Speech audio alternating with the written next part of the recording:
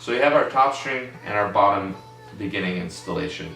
The next step is going to be untying these sections of crosslace off the sidewall, just like we did with our top crosslace. So simply untie these knots, they're simple overhand knots, and feed them through the most bottom hole on your sidewall of your head.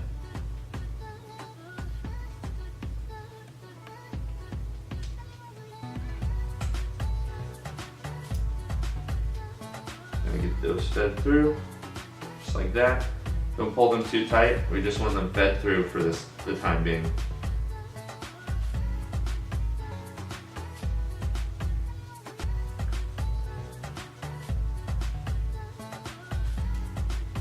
Okay, so you can see we have these white crosslace strings pulled through our bottom holes, and once again we're not going to tie those off quite yet. The next step is going to be removing our sidewall runner. It's actually illegal for girls to have double sidewalls, and these runners throughout the crosslace are technically illegal. So for illegal installation, we have to remove those. To not alter your pocket too much or retension it at all, we suggest removing it one crosslace piece at a time. So gently just pull out your string from all the loops without trying to alter them too much at all. If you have your top and bottom anchored like we showed, this should be simple.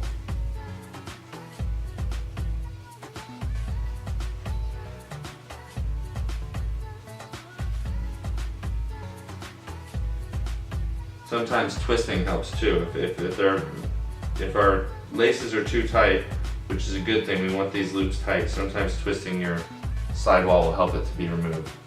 So there you can see we removed our sidewall from an entire side, and we suggest doing this sidewall before removing this other sidewall, so you kind of have a reference of what these loops should look like. So next we're going to do one of our sidewalls. Same as the top string, we tie a double knot with about 1.5 inches left.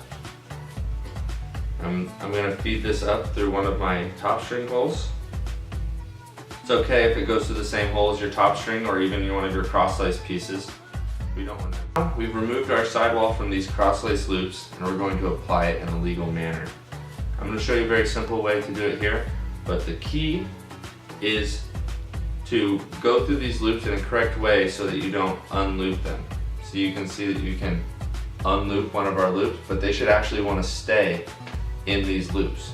So if you weave through them properly, they should stay in a loop. So the key is to do one crosslace loop and then create an interlock on our sidewall, which is done by going through the plastic, and then see this big loop we create? You want to come up through that loop and do the same thing as the top string where we pull back and forth, creating a tight, engaged interlock. And now the sidewall is as simple as repeating that step all the way down the head. We grab a loop of the crosslace, and then we create an interlock.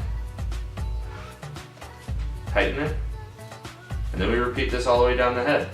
All heads are different, and you're going to have to improvise a little bit on your techniques, but we're going to show you more techniques in the future for more head styles. But this is a great start to be able to install any 10-minute traditional pocket into nearly any women's head, and it's legal. As long as you do one crosslace section per interlock section, you can really finish this pretty quickly.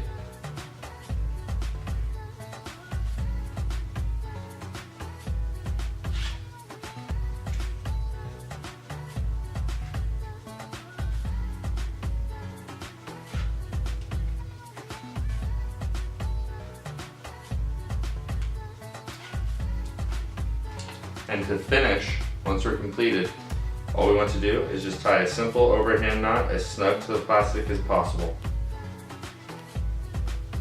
There. Now we've completed the installation of one of our sidewalls. It looks great, it's attached to the sidewall. So next all we have to do is repeat the last couple steps on this right sidewall.